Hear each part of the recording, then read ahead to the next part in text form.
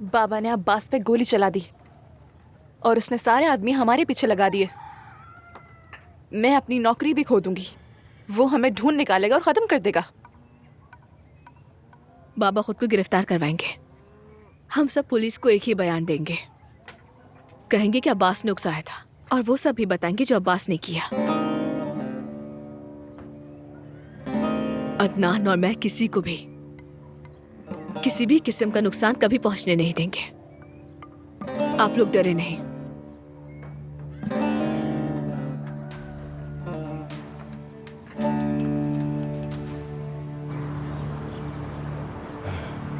पता नहीं अंदर क्या चल रहा है,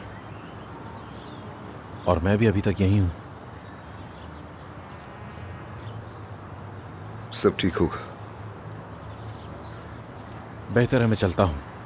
अगर कुछ हुआ तो जमरुद खुद कॉल कर लेगी। मुझसे जो हो सका मैं करूंगा। जरूरत हुई तो कॉल करेंगे। हाँ, जैसा ठीक लगे। सिनान, तुम्हारा शुक्रिया।